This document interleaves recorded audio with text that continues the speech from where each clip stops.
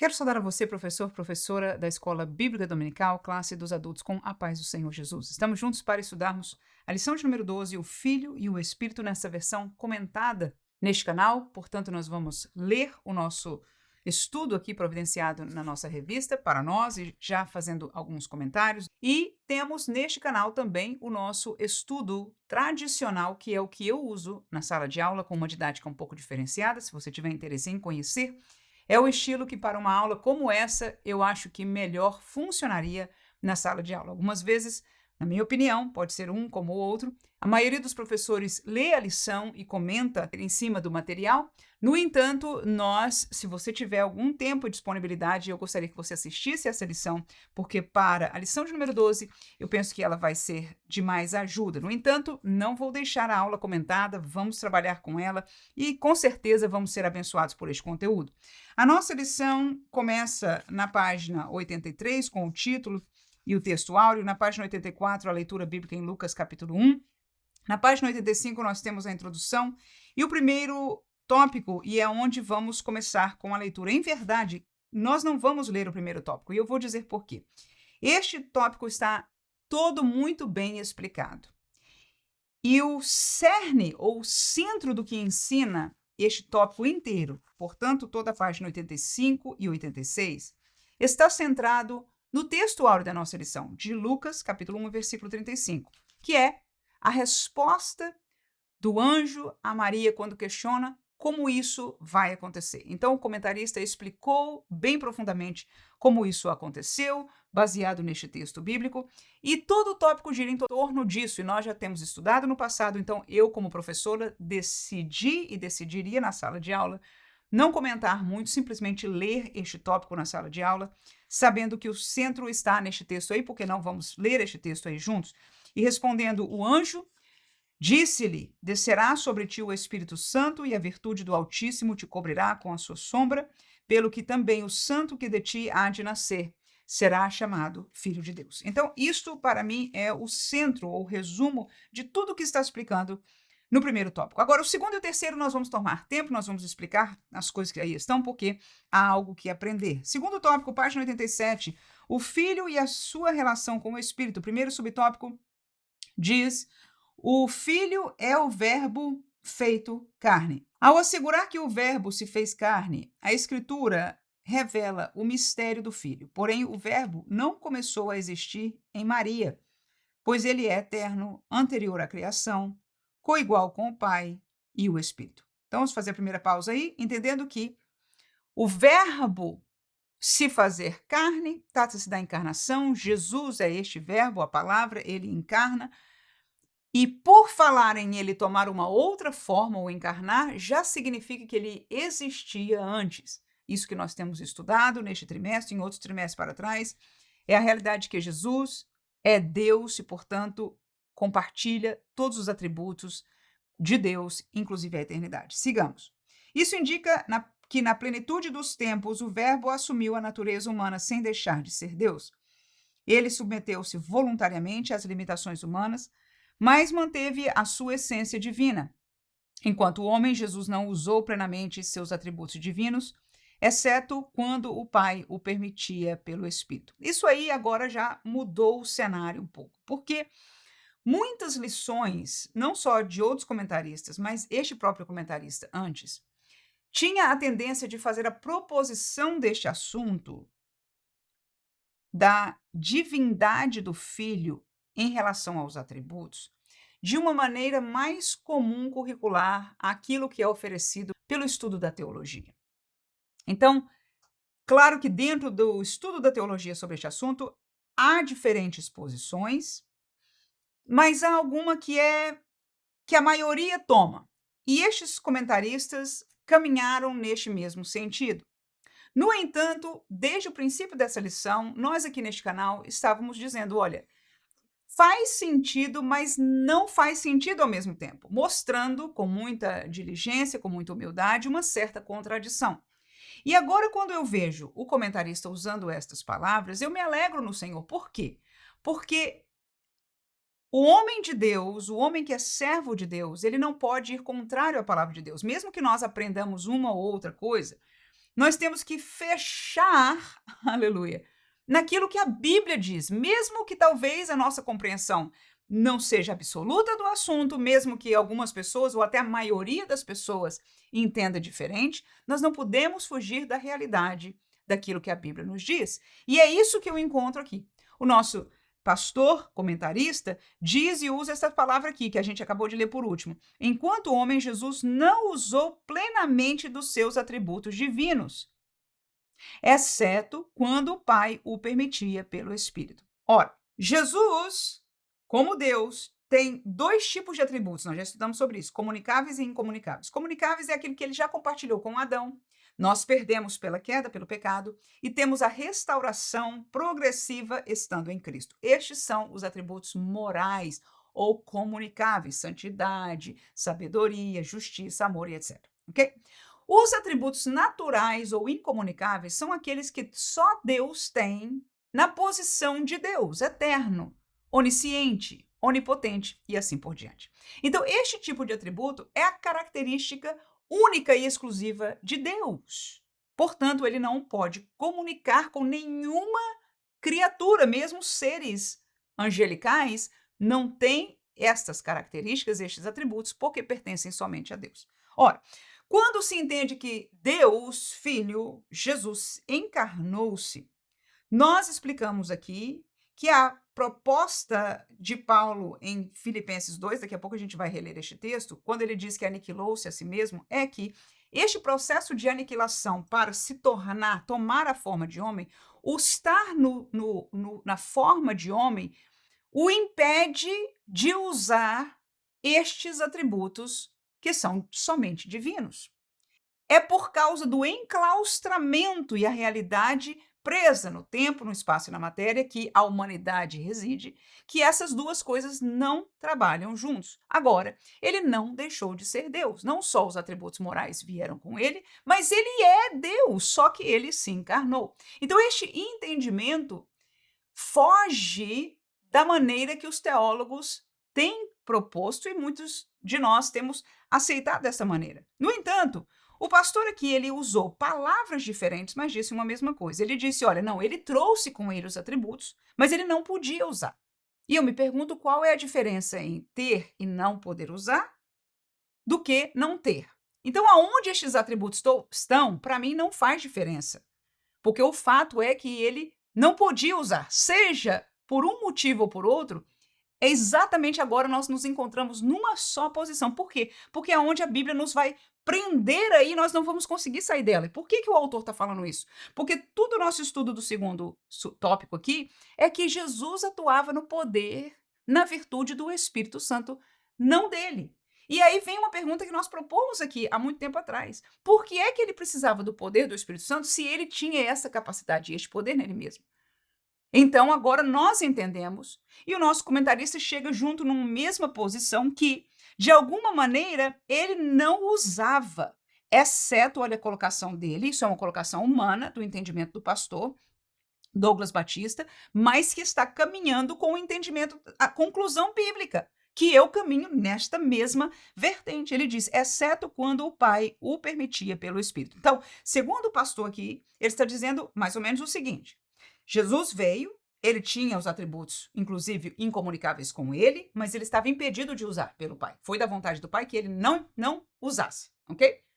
Agora, quando o Pai queria, quando o Pai permitia, então ele dizia ao Espírito Santo, use, e aí Jesus usava através do poder do Espírito Santo. Então, essa é a explicação em suas palavras. Eu tenho explicado de uma maneira um pouquinho diferente, mas é a mesma coisa. Ele, por se enclaustrar na humanidade, ele teve que aniquilar-se, ou seja, impedir o uso pela prisão nesta forma de homem, e, portanto, ele, em ser humano, ele não tinha acesso a estes atributos da divindade, pela natureza de onde ele está. Isto não tira de nenhuma maneira o fato dele ser Deus. Ele não deixou de ser quem ele é e nem o pode ser. Então, essa é a única maneira de explicar A encarnação como 100% Deus, porque é quem ele é o verbo, ele se encarnou, é ele que veio, não foi criado uma outra coisa, não. Jesus veio e se encarnou, mas neste processo de encarnação ele tomou a forma de homem plenamente, é por isso que nós podemos dizer que ele é plenamente homem. Homem algum tem atributos incomunicáveis de Deus, porque homem algum é Deus. Então ele tornou-se totalmente homem, mas ele era totalmente Deus. Então, esta colocação que nós explicamos agora, que o nosso comentarista chega junto, eu sei que é um pouquinho complicado. Você, como professor, não precisa parar e explicar aqui. Eu estou tomando tempo com isso. Por quê? Porque nós temos ensinado isso por muitas lições, né? E algumas vezes indo num caminho um pouco contrário ao que se está sendo dito. E volto a dizer, algumas vezes os nossos próprios estudos teológicos que nos levam a essas conclusões que foram aceitas de maneira geral, mas eu agradeço a Deus porque os servos de Deus que caminham nas Escrituras têm que concluir, graças a Deus por isso, porque o nosso compromisso tem que ser maior com a palavra do que com a teologia. A teologia é a tentativa do homem de explicar, de colocar em ordem, de trazer um entendimento, de sistematizar o estudo de Deus, que é encontrado na revelação de Deus. E Deus revelou as coisas da maneira que ele quis. E este é o jeitinho que Deus revelou. Não tem tópicos, não tem subtópicos, não tem índice, não tem sumário, não tem nada disso. Então, a nossa tentativa de concluir coisas sobre assuntos espirituais, sobre um Deus que não se entende com a mente humana, é o que a teologia traz. Mas pode haver erros, claro, nós somos humanos. Mas quando nós nos submetemos à palavra de Deus como sendo a autoridade maior, nós vamos estar concluindo uma mesma coisa. E eu me alegro muito por isso, porque aqui, então, juntos, alguém que tinha uma colocação um pouco diferente, como eu, de alguém que tinha uma colocação um pouco diferenciada da minha, ou aquela que é mais aceita dentro da nossa denominação, teologicamente falando, e de outras denominações também, para ser bem sincero. Então, nós agora chegamos ao mesmo lugar, por quê? Porque a palavra sobre nós é a autoridade maior. Amém? Atos 10:38 é um dos textos que o pastor propõe aí acerca disso. Como Deus ungiu a Jesus de Nazaré com o Espírito Santo e com virtude, o qual andou fazendo bem e curando todos os oprimidos do diabo, porque Deus era com ele. Então veja a expressão clara de Pedro dizendo, guiado aí, usado pelo Espírito Santo de Deus, como Deus ungiu a Jesus de Nazaré com o Espírito Santo. Então esta unção, esta capacitação de poder é o que foi feito da parte de Deus para Jesus operar aquilo que ele operou em terra, em carne. Vamos seguir a leitura. Dessa forma, a obra foi operada pelo Espírito Santo, demonstrando a perfeita harmonia entre o Filho e o Espírito na execução do plano redentor do Pai. Então, o primeiro tópico cobriu aí. Segundo subtópico, o Espírito capacita o Filho. Ele vai agora, o autor, entrar em mais detalhes sobre essa capacitação do Espírito. Como é que funcionou? Vamos ver. Embora sendo Deus, em seu ministério terreno, Jesus agia como homem cheio do Espírito. Eu vou fazer já uma pausa aqui. Porque esta expressão, homem cheio do Espírito, nós a conhecemos. É uma expressão que a Bíblia usa agora no nosso contexto, chamado contexto da igreja. Não só no Pentecoste eles foram cheios do Espírito Santo, a partir daí os indivíduos que são parte desta igreja, estão em comunhão com a igreja, podem ser usados por Deus estando cheios do Espírito Santo. Então, nós conhecemos este vocabulário e me parece que nós vamos concluir que nós temos algo em comum com isso. Nós vamos chegar lá, mas eu quis já parar aí.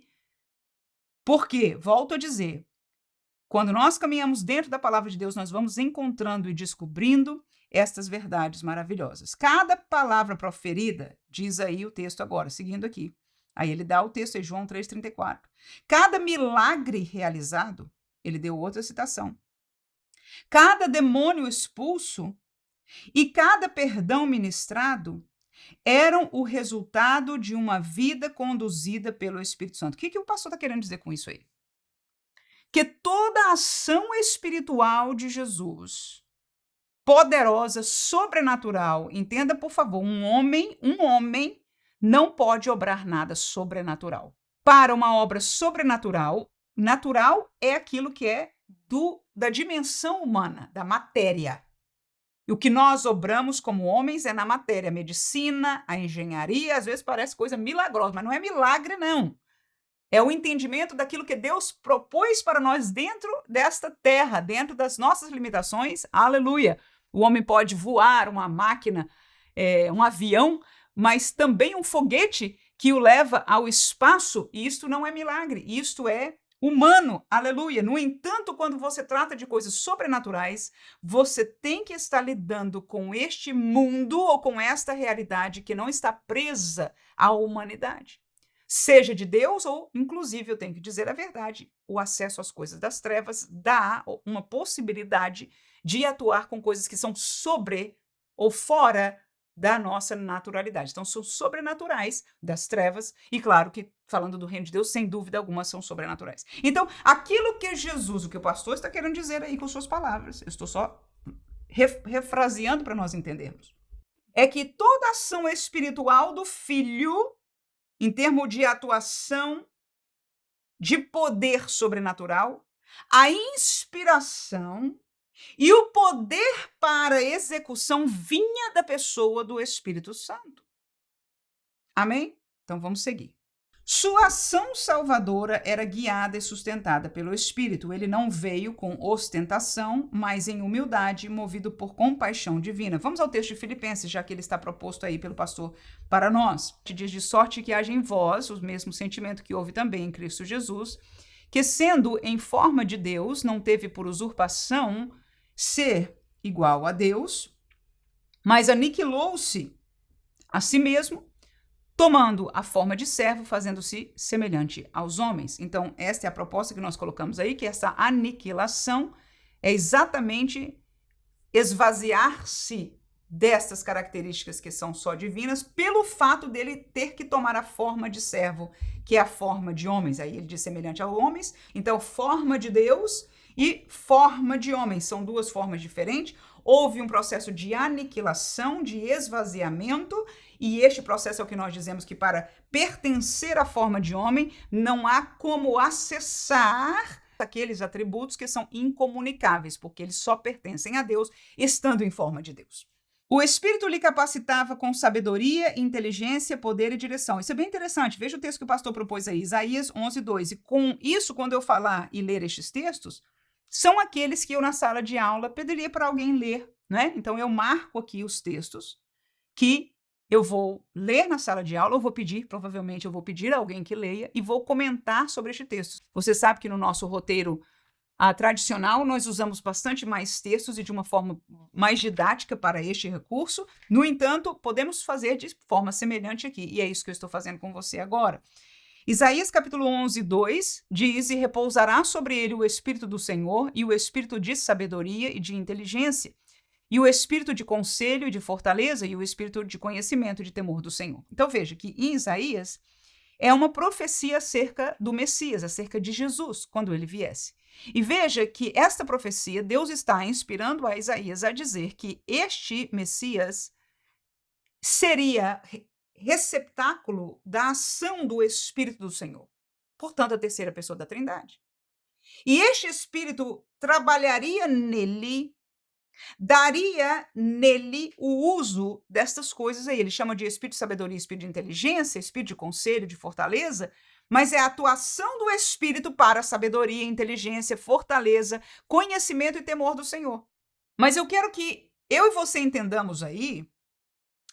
Paulo até fala uma certa palavra num texto, ele diz, falando de sabedoria, não como a sabedoria do homem, mas a sabedoria de Deus. O que eu quero dizer com isso é o seguinte: quando o Espírito Santo de Deus capacita nestas áreas que nós acabamos de ler, porque muitas dessas palavras para nós são comuns na nossa humanidade, mas a sabedoria do Espírito, a inteligência do Espírito, o conselho e a fortaleza do Espírito, ela tem muito mais a ver para o nosso entendimento, é você pensar nos dons. Quando você escuta dos dons do Espírito Santo e fala do dom da sabedoria, o dom da ciência, é uma operação para lá do natural, algo que somente Deus pode dar o entendimento, a capacitação, a visão para a pessoa, daquela revelação, seja lendo a Bíblia Sagrada ou olhando para a criação de Deus, ou seja, está vinculada com Deus, mas é uma sabedoria extraordinária, ou seja, é uma operação do Espírito na pessoa. É algo que a mente humana não consegue veicular sozinha. Estamos entendendo? Então, este espírito capacitador haveria de operar, porque está em Isaías, dizendo haveria de operar sobre ele. E operou sobre ele. Aleluia! Nós vemos os outros textos provando lá nos evangelhos, biblicamente, ou seja, a palavra dizendo esta unção, esta virtude, tudo isso do Espírito Santo operou em Jesus. Ele foi ungido pelo Espírito. Aleluia! Agora, eu estou fazendo um paralelo para que nós entendamos que o pouco que nós conhecemos sobre este poder foi nos entregue, foi aberto para nós neste contexto agora da operação do Espírito Santo em nós. Daqui a pouco eu vou ligar essas duas coisas aí, tá? Mas vamos seguir. Esse padrão, terminando agora aqui o subtópico 2, mostra que até mesmo o Verbo encarnado escolheu depender do Espírito de Deus.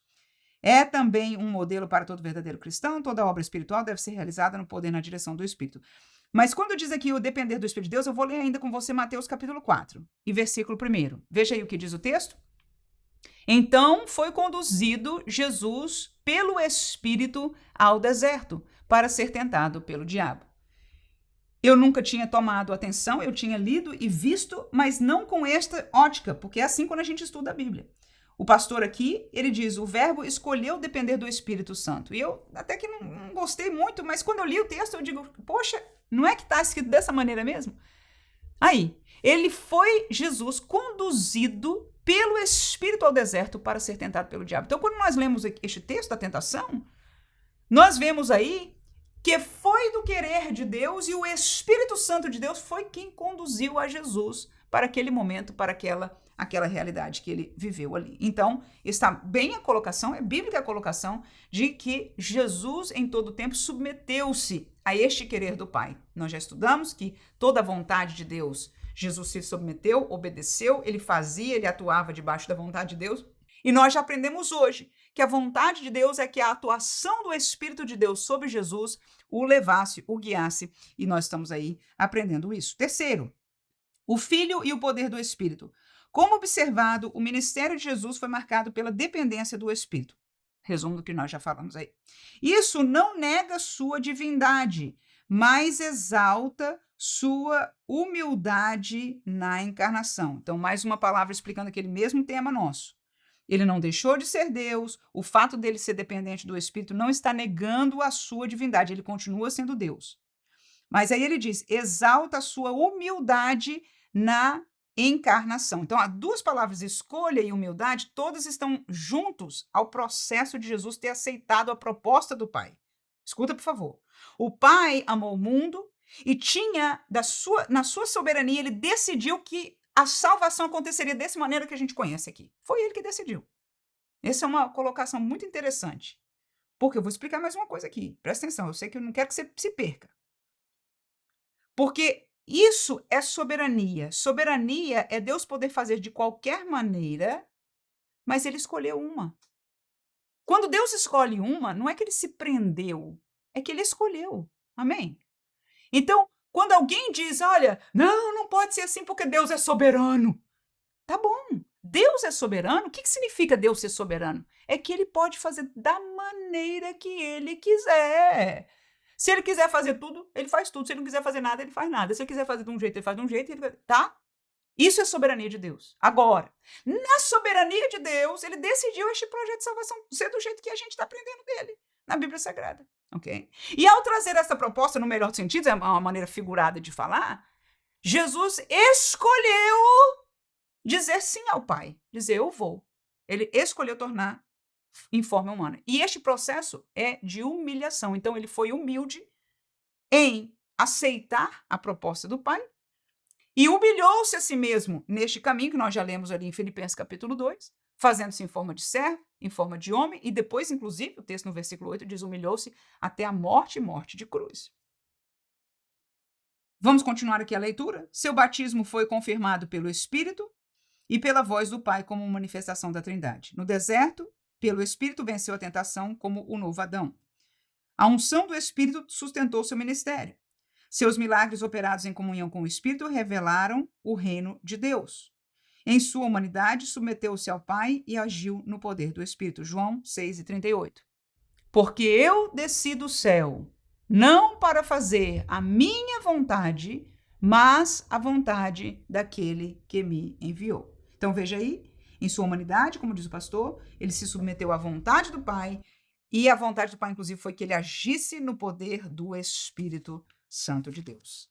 A entrega na cruz e a vitória sobre a morte foram realizadas em comparação com o Espírito, assim mesmo sendo Deus, viveu em plena obediência ao Pai e capacitado pelo Espírito. Então, veja que para reconciliar essas coisas, significa o quê? Fazer tudo funcionar, nós chegamos a um denominador comum. Nós podíamos ter pensamentos teológicos diferentes, ou seja, teologia, explicação do homem sobre Deus, baseada na única revelação de Deus.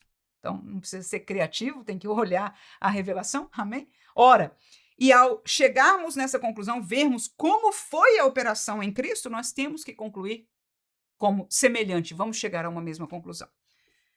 Terceiro tópico, a Trindade e a missão redentora. Número 1, o Pai envia o Filho e o Espírito. A salvação é a iniciativa do Pai, ele é a fonte de todo o propósito redentor. O Pai envia o Filho ao mundo, não apenas como mensageiro, mas como oferta viva. O Filho, o Verbo eterno, assume a carne para cumprir perfeitamente a lei e tomar sobre si a condenação do pecado. Então, o pastor está trazendo um resumo, né, sobre o processo de redenção, o projeto do Pai. Sigamos aí. O Espírito, por sua vez, não é agente passivo, mas ativo desde o princípio. Ele concebe o Filho no ventre de Maria, Lucas 1:35, falamos rapidamente, né, no primeiro tópico. Ele acompanha-o em cada passo do seu ministério, foi o assunto, Atos 10:38 nós lemos, e foi o assunto do segundo tópico, e aplica os méritos da redenção nos corações dos crentes. Então, isso aí seria uma coisa interessante. 1 Coríntios 2:10, ele vai estar falando dos méritos da redenção. E eu perguntaria para nós, é uma proposta aqui, se você tem tempo suficiente, fora da explicação, é de conversar sobre alguma coisa, e esse é um dos assuntos que eu achei interessante. Então, o Espírito trabalhou no Filho na sua encarnação, através de colocar em Maria, trabalhou no ministério, de uma maneira que nós já estudamos um pouco, ainda vamos falar um pouquinho mais sobre isso, mas, em terceiro lugar, ele opera o que o pastor aqui chamou de méritos da redenção nos crentes, ou seja, naqueles que pela fé receberam o que Jesus fez. Jesus veio ser este cordeiro, ser este caminho para a salvação, mas agora essa salvação não era para ele, era para nós. Então o Espírito, que foi atuante desde o princípio, agora tem uma próxima atuação em nós, que é, como ele diz aqui nessas palavras, aplicar os méritos da redenção nos corações dos crentes. E essa seria uma conversa que eu perguntaria para a turma. O que significa isso? Mérito é fruto bom, coisas positivas da salvação. Então, baseado em 1 Coríntios 2:10, vamos ver se a gente acha uma coisa. Esse texto não é muito fácil, mas vamos ver o que a gente entende aí. Mas Deus nulas revelou pelo seu Espírito, porque o Espírito penetra todas as coisas, ainda as profundezas de Deus. Quando eu leio um texto desse, eu não consigo falar sobre ele sem ler o contexto. E eu fui lendo os versículos anteriores e ainda não estava me dando aquilo que me daria uma figura completa. Eu fui praticamente até o começo até o começo deste capítulo.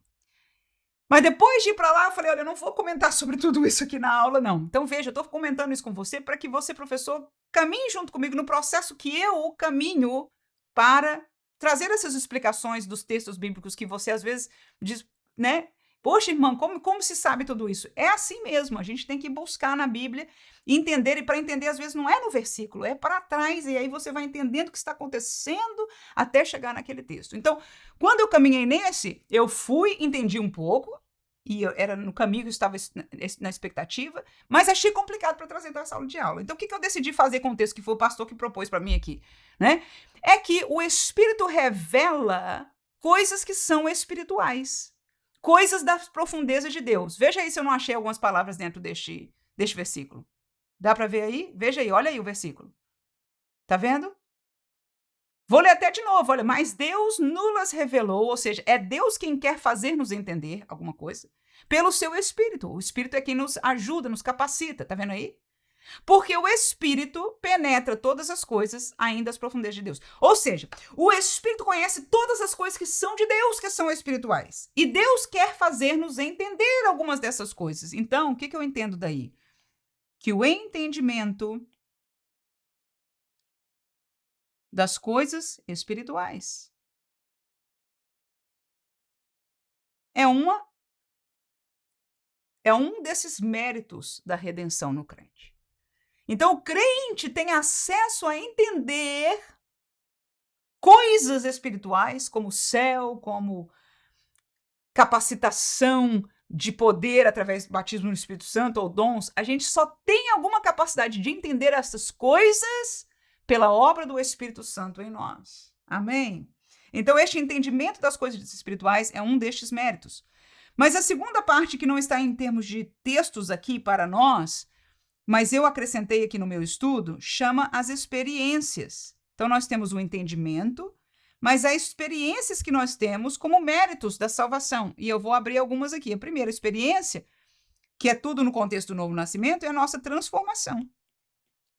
Não só a transformação espiritual, sair das trevas para a luz, mas uma mudança de vida que mudou lá dentro. A gente sabe que isso aconteceu porque o Espírito veio morar em nós. Mas a limpeza, tudo muda, o desejo pelas coisas de Deus, o asco ou rejeitar as coisas do pecado, mudança em determinadas áreas da nossa vida que nós não acessaríamos fora deste poder do Espírito Santo, que é um dos méritos, aleluia, da redenção. Então, a nossa transformação é uma desses méritos. O que mais? O fruto do Espírito Santo, né? Aqueles de Gálatas, né? Amor, longanimidade, etc. Ou seja, é a comprovação da presença do Espírito Santo de Deus em nós, porque ele mora em nós, porque ele habita aqui, ele frutifica aquilo que é próprio dele. O batismo no Espírito Santo e os dons espirituais também são experiências que estão dispostas dentro do contexto deste crente e são, portanto, méritos, né? Como é que o pastor usou aqui? Méritos da redenção. Então, veja que a transformação e o fruto do Espírito nos permite, inclusive, a atuar sinais, como Jesus operou os sinais. Ao termos o Espírito em nós somos transformados, temos o fruto e também podemos operar sinais. Estes sinais, pela Bíblia Sagrada, levam as pessoas que o veem a crer em Jesus. Então, os sinais têm o objetivo de fé. O batismo e os dons são dádivas cujo produto, cuja intenção, cujo propósito é a edificação da igreja. A edificação da igreja. Então, nós vemos aí que todo este trabalho em perfeita harmonia da vontade do Pai, a execução do Filho e agora este Espírito Santo não só nos dá entendimento das coisas espirituais, mas traz essas experiências dentro da realidade de pertencermos a Ele, de termos inclusive Ele habitando em nós, que servem para os dois grandes propósitos da nossa existência em Deus aqui na Terra, não é? A pregação do Evangelho, ou seja, pregar a palavra para que a fé venha às pessoas e eles possam crer e ter acesso à vida eterna e a edificação deste corpo chamado igreja. Sigamos. Então, falamos dos méritos. Terminando aí o primeiro subtópico. Essa cooperação revela a atuação da Trindade no plano da salvação. O Pai decreta, o Filho executa e o Espírito aplica. Acabamos de falar isso. A redenção é, portanto, uma expressão do amor trinitário em missão. Segundo subtópico. O Espírito revela e exalta o Filho. João explica que a missão do Espírito não é atrair a atenção para si. Este tópico aqui para a nossa igreja pentecostal dos dias de hoje é muito importante. Veja bem, de novo, João explica que a missão do Espírito não é atrair a atenção para si, ou seja, para ele mesmo, para o Espírito, mas revelar e exaltar o Filho. Jesus Cristo afirmou, veja aí, João 16,14, o pastor escreveu aí, mas este é o texto que nós estamos lendo. Ele me glorificará. E eu vou colocar isso aqui. Subtópico 2, né? Esse aqui é 1, esse aqui é o 2. Me glorificará. Glorificará. Veja aí. Por quê? Porque há de receber do que é meu. Isso é muito importante.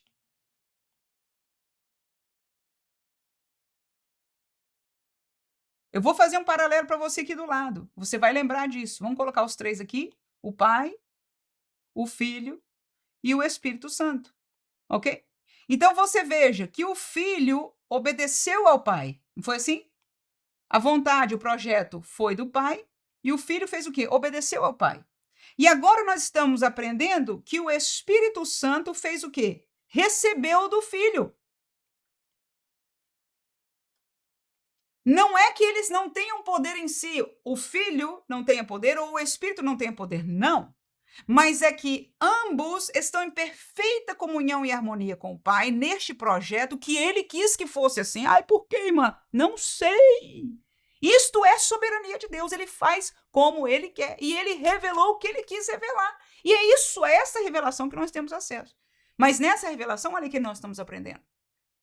É que o Espírito Santo não vai inventar coisa nova, como muitos dizem, não põe o Espírito Santo na caixa, porque ele pode fazer o que quer. Soberania, poder fazer, não significa querer fazer. Então, Jesus podia fazer o que ele quisesse, mas ele escolheu fazer a vontade do Pai. E se isso é verdade, essa segunda parte também é verdade. O Espírito pode fazer o que ele quer do jeito que ele quer, mas ele escolheu fazer o que o Filho manda fazer. Portanto, a Bíblia fecha-nos aí nela, na revelação do querer de Deus. Ninguém sai do querer de Deus, porque se sair, você está saindo fora do que Deus determinou. Aí que nós estamos pecando. Nós não pecamos por botar Deus na caixa. Ele quis se botar, no melhor do sentido, dentro dessa revelação. Ele revelou a sua vontade. Essa é a vontade de Deus. Ele é soberano, ele podia fazer do jeito que ele quisesse.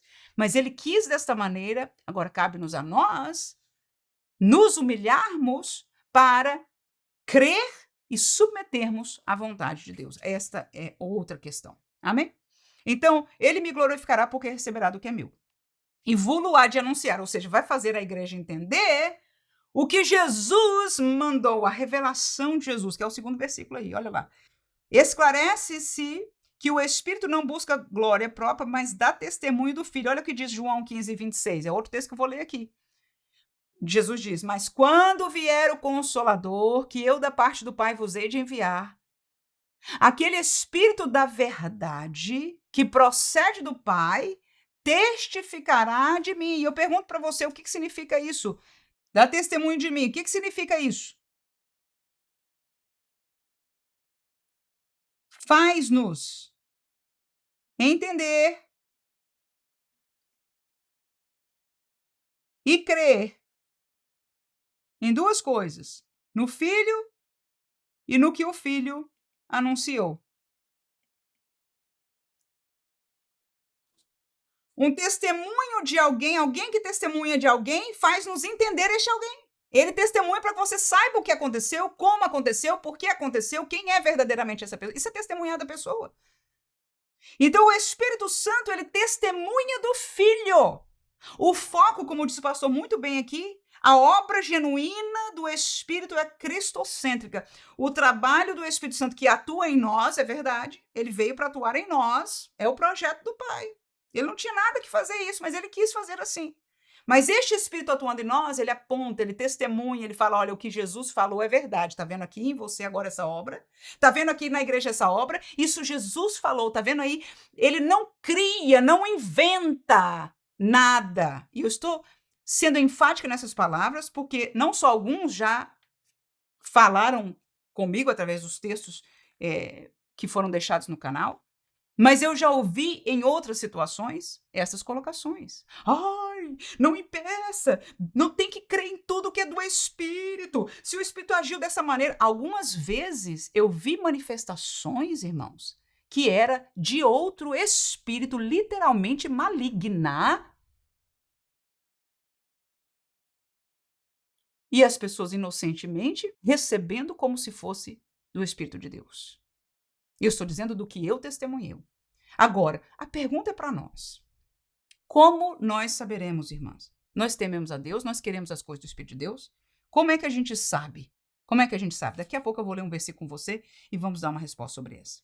Vou seguir a leitura aqui. A direção do Espírito está, portanto, ligada principalmente à revelação do mistério da salvação, do Cristo crucificado e ressuscitado, que um dia voltará para buscar a sua igreja.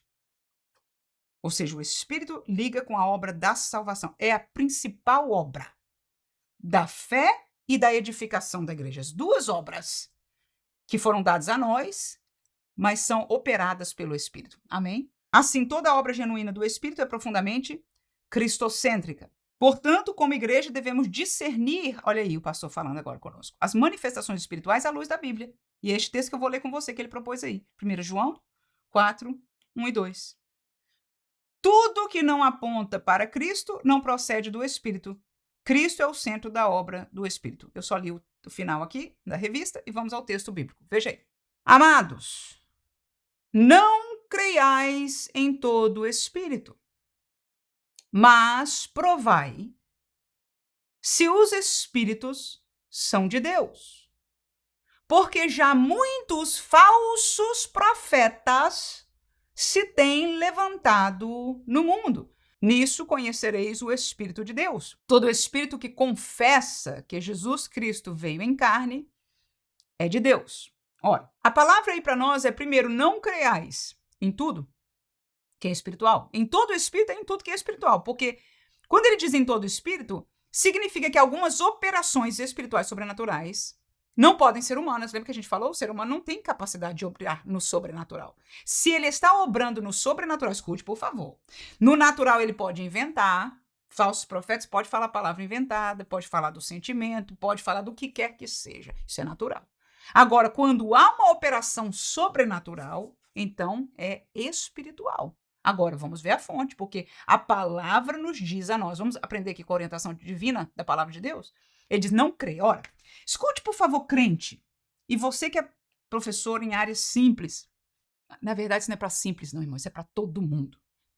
Mas, principalmente, quanto mais simplicidade há e menos conhecimento da palavra, mais as pessoas, vamos dizer com nossas palavras aqui, caem no engano. Então, cabe-nos ler a palavra e explicar a palavra para que os nossos irmãos se fortaleçam nela. Amém? Não é nós não estamos exortando, nós estamos compartilhando a palavra de Deus. E olha o que a palavra diz. Não creiam.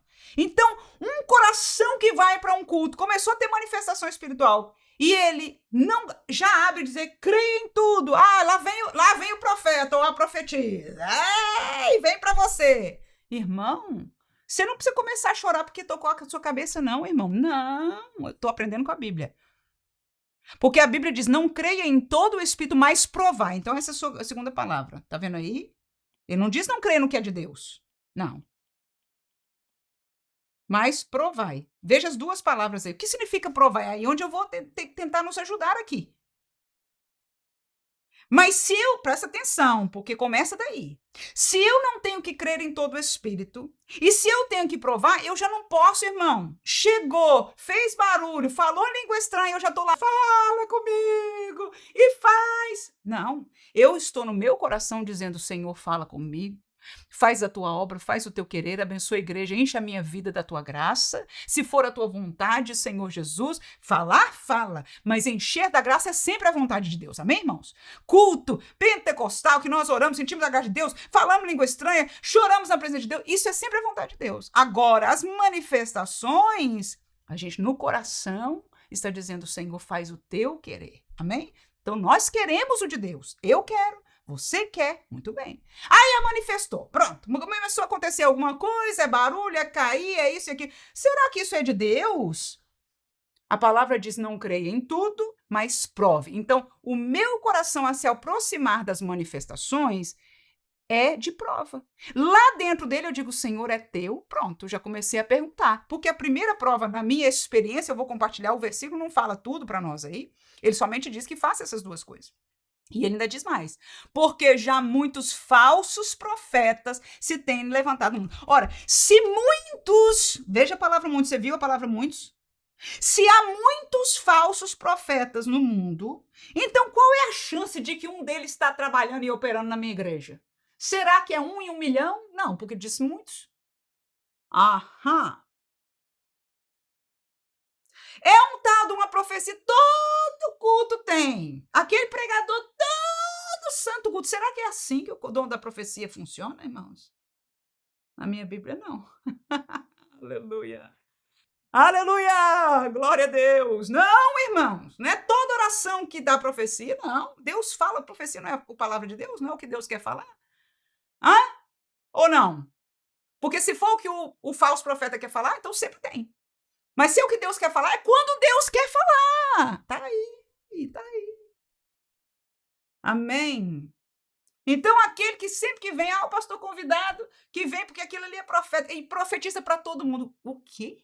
Vai de 1 em 1 e profetiza para todo mundo. Pode abrir o olho que na Bíblia não está assim, mas vamos falar mais da prática aqui. Primeira coisa, como então eu vou provar? Primeira coisa é o testemunho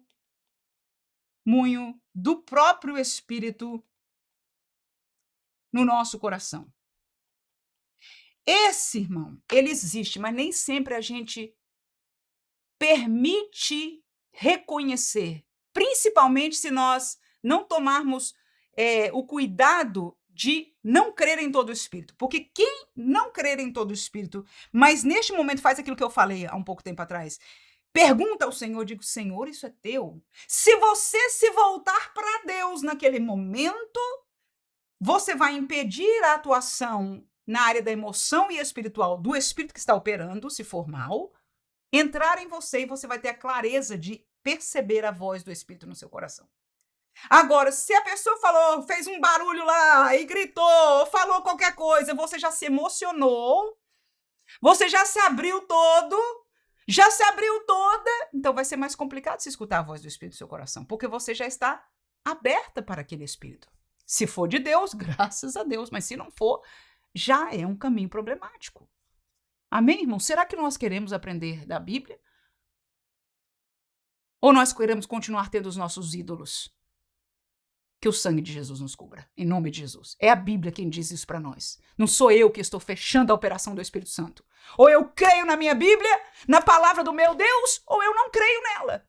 E você? Qual é a sua escolha? E você, professor, será que nós temos coragem de explicar uma coisa tão profunda, mas tão do nosso dia, da nossa realidade? Onde centenas e milhares dos nossos irmãos estão caindo no engano de falsos profetas neste mundo. E a igreja do Senhor Jesus sendo dilacerada porque a falta de ensino. Jesus falou sobre isso. Então veja que o seu lugar é muito importante na obra de Deus. Aleluia. Seja usado por Deus em nome de Jesus. Então, primeiro é o testemunho no coração. É o testemunho no coração. Você pergunta. Se você não se abriu, você vai ter oportunidade. Muitas vezes eu já fui salva por isso. Mesmo no tempo jovem na fé, que eu não entendia de nada. Eu não entendia de nada, mas eu sentia todo mundo chorando e eu fechado. Eu falei, Jesus. Até a primeira vez eu me lembro como hoje. Eu comecei a orar, Jesus, será que eu não sou crente mais? Será que eu tô desviada, Jesus? Eu comecei, olha, eu só fiquei apavorada porque eu não estava sentindo nenhuma graça espiritual. Que a pessoa pregou e fez, e chamou para frente. E eu fiquei travada por dentro, era o Espírito Santo me protegendo. Eu não sabia, eu estava inocente nas outras. Aí eu comecei só a orar por mim, pronto. Eu não sabia o que estava acontecendo. Mas depois eu perguntei a uma irmã mais experiente, e a irmã falou, minha filha, foi Deus que te protegeu. O Espírito estava operando naquela pessoa, não tinha nada de Deus. Mas veja aí, irmão, veja aí, por favor. Então nós temos que orar pelo nosso pastor, para que ele tenha sabedoria e autoridade para não permitir, não trazer esse lixo e não permitir, se acontecesse, trouxe por acaso ou sem querer e se manifestar, não permitir ter a autoridade de cuidar do rebanho do Senhor Jesus. Amém? Amém? Oremos por ele. E quando ele fizer, não critique. Em nome de Jesus, pelo contrário, seja sensível de entender que ele está cumprindo o que a palavra de Deus nos manda. Então está aí a primeira maneira de provar. A primeira maneira de como não crer. Segundo, a atuação revelada nas Escrituras. O que significa isso? Na palavra. Vamos botar aqui na palavra. O que significa isso? Deus decidiu revelar para nós como o Espírito atuaria. Então, o que a palavra diz que acontecer na igreja é o que tem que acontecer. Nada mais. Ai, irmã, nada mais. Nada mais. Por quê? Porque Deus não tem poder para fazer coisa diferente? Poder ele tem. Eu já expliquei 3 vezes aqui nessa aula. Mas querer é outra coisa. E aqui nós estamos dando prova que o que Deus tem feito é em comum acordo, num mesmo propósito, numa mesma revelação, numa mesma maneira de atuação. Então, é do querer de Deus que as pessoas sejam batizadas no Espírito Santo? Fala em língua estranha? Sim. É do querer de Deus que haja profecia, que haja interpretação? A língua ficou alta, parece uma mensagem. Vamos orar para que haja interpretação, que Deus levante interpretação. Tem que ter. Que as profecias sejam julgadas.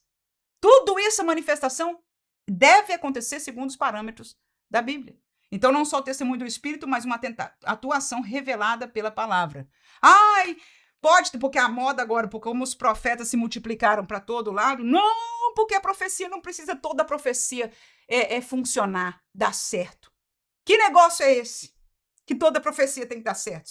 Gente, ora, eu escutei um dizendo, até eu fiquei chocada com aquela colocação, e é forte mesmo. Ele disse, se as pessoas que oram pelos enfermos não curam todos, por que o profeta tem que falar todas as palavras que dê certo? Eu falei, porque é completamente diferente, aleluia. Comigo, porque eu assisti isso num vídeo.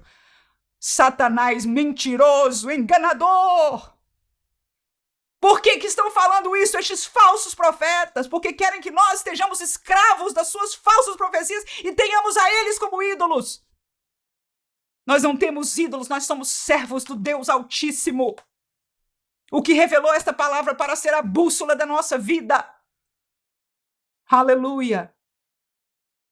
E eu pergunto, irmão, é pecado a gente ser usado com autoridade na sala de aula? Pecado é pecar. Vamos ser usados por Deus em nome de Jesus enquanto ainda é tempo. Será que nós não amamos a igreja para instruir com a palavra de Deus e na direção do Espírito de Deus? Que Deus nos guarde pelo sangue de Jesus. Então, estes falsos armam de todo jeito a armadilha para prender, para deixar as pessoas fora. Então, as igrejas estão levadas na profecia e não na palavra. É o que eles querem, porque eles não pregam a palavra, não amam a palavra e não têm a palavra neles. Então tem que viver de invenção e muitas vezes são usados por outros espíritos. Paulo disse que isso aconteceria. Jesus disse que isso aconteceria. Então abramos o olho, igreja. Ai, não vou crer em mais nada, não, irmãos. Não. Essa não é posição, não. A gente é tentado com essa posição, mas essa posição também não vem de Deus. A posição de Deus é estar repreendido em nome de Jesus. A operação maligna. Mas ao mesmo tempo você vira-se para Deus, Senhor, mostra o que é santo, mostra o que é puro, revela a tua palavra, ensina a tua palavra, faz-nos honrar a tua palavra e ver a tua glória, que tu tens dado para que a igreja do Senhor Jesus viva.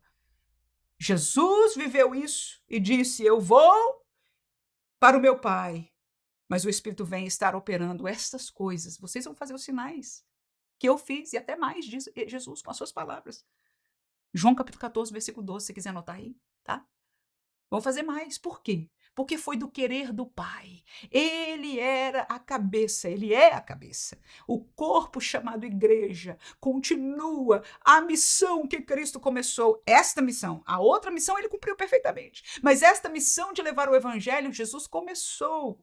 Por isso ele pôs discípulos, apóstolos, para continuar. Ele enviou o Espírito para continuar nesta capacitação espiritual, esta obra. Nós somos o corpo que é chamado igreja. E a igreja atua, é ligada com a mesma palavra. Então, igreja que não conhece a palavra, que não vem para o culto do ensino da palavra, não vai ter chance de sobreviver em dias como estes. Amém? Por último, propósitos que glorificam a Deus.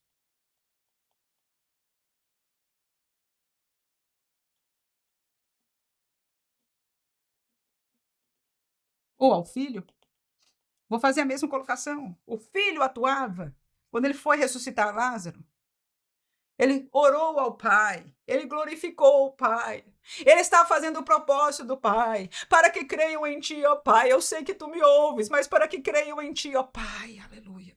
Então o propósito do milagre, da obra maravilhosa de poder, da grande manifestação, é glorificar a Deus. Quando o Espírito traz uma profecia, quando o Espírito se manifesta na igreja, é para glorificar ao Pai e para glorificar o Filho.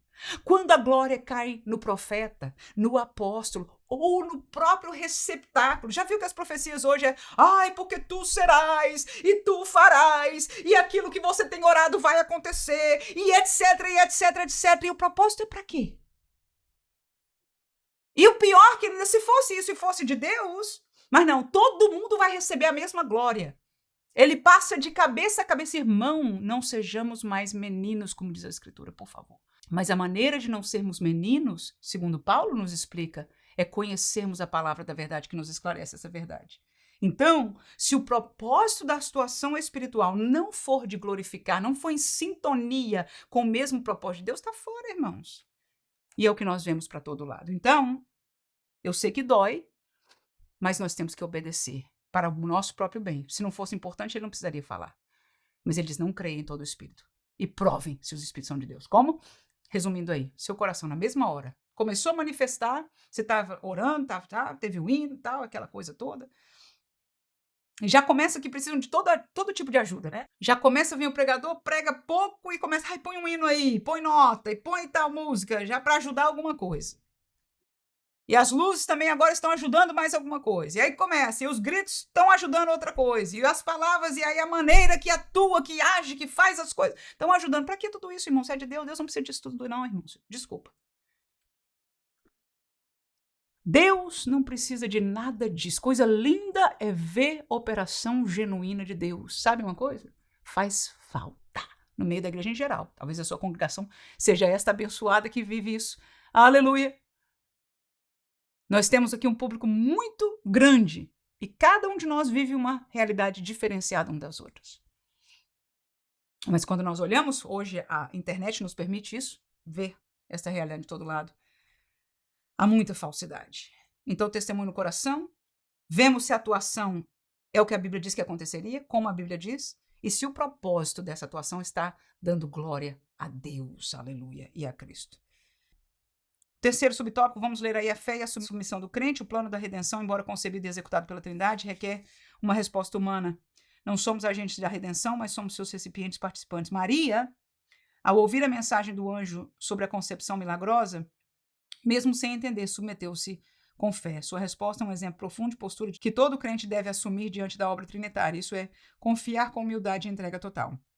Assim como o Filho se submeteu ao Pai e foi ungido pelo Espírito, também o crente é chamado a se colocar nas mãos de Deus, crendo que Ele é poderoso para fazer o impossível. A resposta que Ele espera de nós é fé, arrependimento e obediência. Então veja aí, aqueles dois lados que nós falamos. Por um lado, nós rejeitamos o que não é de Deus, mas por outro lado, nós nos submetemos pela fé ao que é de Deus. A exemplo de Maria, eu não entendo, Senhor, como funciona esse negócio de dom espiritual, mas a tua palavra diz que é para a edificação da igreja. Então dá-me, Senhor. E aí você busca. Eu não entendo para que esse negócio de batizado no Espírito Santo. Eu vejo que a Bíblia diz, mas, Senhor, a tua palavra diz que é para isso. Eu me submeto. Batiza-me, Senhor, enche-me do teu poder. Talvez aí, então, eu vou entender, aleluia. Tá aí, irmão, isso é submissão. A exemplo de Maria, nós devemos submeter ao que Deus propôs para nós. Está aqui, tudo que Ele quer para a gente está aqui. Está aí, é do seu querer. O que Ele quer está aqui, irmão. Ninguém vai encontrar em outro lugar, não. Amém? Que Deus ricamente abençoe a cada um de vocês. Que Deus use a você em nome de Jesus. Não vai ser da mesma maneira, não. Até porque cada lugar necessita de uma coisa. Ele vai te guiar. Tenha fé. Se submeta, estude, prepare-se. Mas creia em nome de Jesus. Caminhe pela fé. Na hora da aula, o Senhor vai te usar. E se na sua cabecinha humana você disser, ai meu Deus, foi um fracasso, eu não lembrei disso e foi aquilo, não se preocupe não, irmãos. Não se preocupe, isso é a vida de fé. Porque o que ele quis falar e o que ele quis fazer, ele nem precisou de você. Não é uma palavra que escapou ali, não é uma coisa que foi lida, ele atuou. Ele não precisa, mas ele quer usar a nós. Então nós nos dispomos, nós colocamos lá com temor e ele usa como quer e quando quer. Esta é a natureza da obra do Espírito em nós. Amém? Então, nos preparemos, façamos a nossa parte e entreguemos na mão do Senhor e deixa que o resto, porque às vezes a gente pode pensar que está sendo tudo usado, que é poder, que é isso, que é aquilo, e não trouxe um efeito efetivo no coração das pessoas, que é o mais importante. Amém? Então, deixa Deus fazer a obra, porque a obra é dele, e nós sejamos vasos usados por ele. Deus abençoe em nome de Jesus. Amém.